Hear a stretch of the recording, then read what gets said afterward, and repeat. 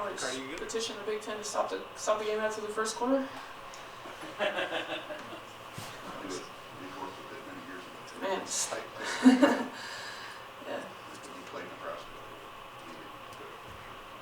Yeah. But you got out in the first quarter. Yeah. And that had to be at least something to build on. But how difficult was it to maintain that against that type of team? Oh yeah, no doubt. I thought the one thing we worked out against their press, that once we broke it, very similar to when we played Maryland, we could be able to find some looks. And we, I'm obviously I love football, big football guy. Best way to stop your team from playing defense is control possession. First quarter, we really tried to be intentional about doing that. Second quarter, same thing, but we put ourselves in some really bad spots with some turnovers. Albeit a lot of them were dead ball turnovers, but we weren't getting shots. Last 5 minutes of the second quarter there, I think we only had one turnover, but we just couldn't throw it in the ocean. Their length, obviously they're one of the best teams in terms of field goal percentage, like defensive field goal percentage, their length, their size. And then in the third and fourth quarter, thought we moved the ball a little bit. Same thing, got good looks, just didn't go down. Second quarter, man, they showed us why they are a top 5 team. How valuable are these experiences for Kendall to go to? We factor in UCLA and some of the other front lines that she's facing.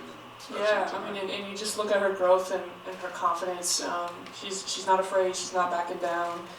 I hope Kiki is okay for them, obviously.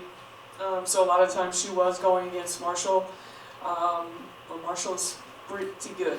And KP really, she did her job. She held her own down there. Now we got to challenge her to become a little bit better defensive rebounder for us. But obviously their size and the way they shot the ball or whatnot. But just proud of how hard she works every day. Proud of her, how she's starting to understand the game a little bit more and kind of slowing down and not being in such a hurry. Thought just massive. You go against Kiki, you go against Marshall, you go against Laura Betts. She went against Hannah Stolke. She's played about, let's go down the list. Notre Dame, South Carolina, she's been through it and she's working to get better. Just the lineup you had out there to start the second half, what you liked about it? Honestly, pretty good. Just thought we could, having KP out there because she was pretty good moving in the high post. Put her off the ball, see what Kenna could do in the high post. Maybe if we could get them to space out a little bit so we could get our split action. And Jordy had a good first half. Just thought she'd earned the opportunity, and she's got to stay with it, right? Like she's, no summer, no fall, and then all of a sudden we throw out there against the second best schedule in the country, and she's got to understand that she's doing everything right, and but continue to play hard.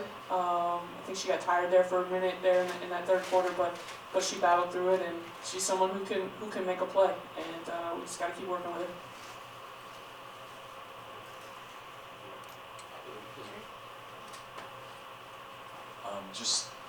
Avery Gordon's night was, Howard's night. Yeah. Was that a part of the game plan just to kind of allow those threes that were missed from early? Yeah. Juju and their size just put so much pressure on you in terms of what you do. You look at every game that they had played.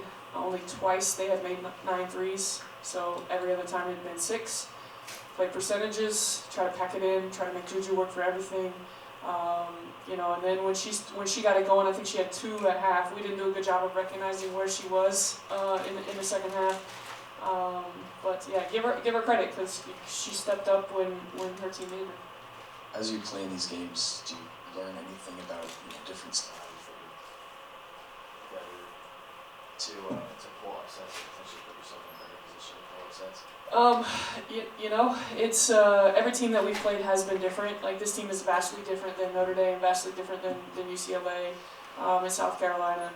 you know, it's I truly, honestly believe that there's about 5 teams in the women's college game right now that, you know, just are so much better than everybody.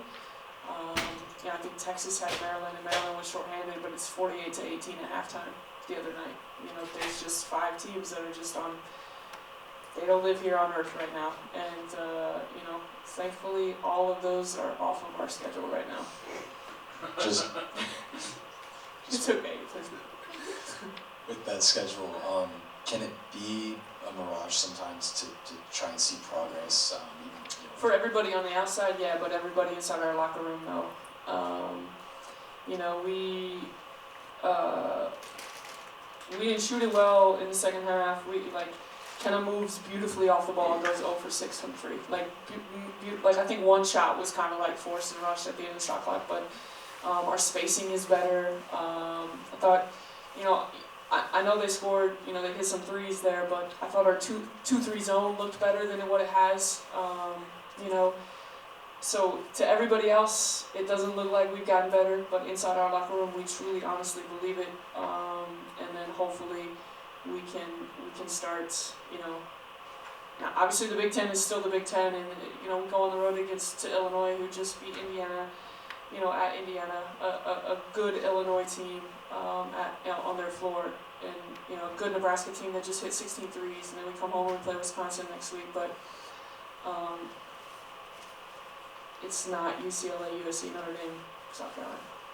Do you feel you provided at least a blueprint with your box of one on Juju on how to at least somewhat successfully defend USC? Because it seemed like, I mean, in the early get-go, you almost felt like you cracked a code out there. Yes and no. I mean, a lot of teams have tried a lot of junk on them. You know, Indiana played some junk defense. Penn State played some junk. Nebraska played some junk on them. You know, they're just so many weapons. And then, you know, when Marshall and Kiki had games, obviously Kiki didn't play in much or at all in the second half. You know what hurt us is that their other kids stepped up and made threes, and they hadn't really done that in the other games. And Juju has just been Juju. Coach, given the fact that you have such a young team and you face this gauntlet of talent, what's something that you know you're learning about this year, just as a coach, and with all the young players that are still just learning the game, and you know. Just keep teaching them. Just keep teaching them every day, pouring into them, believing in them. You know, getting them to believe in themselves. You know, that's my job. And if you walked into practice every single day and watched how intentional they were, watch how hard they worked, watch how much energy they had, how much there's no way you think that we're 0-8. You know, I could be coaching a bunch of assholes. I could be coaching a bunch of kids that don't work very hard. But every day I walk down the stairs, don't take that literally. I walk down the stairs to Mackey or to Cardinal, and I know that I've got a team that's ready to work and hungry to get better.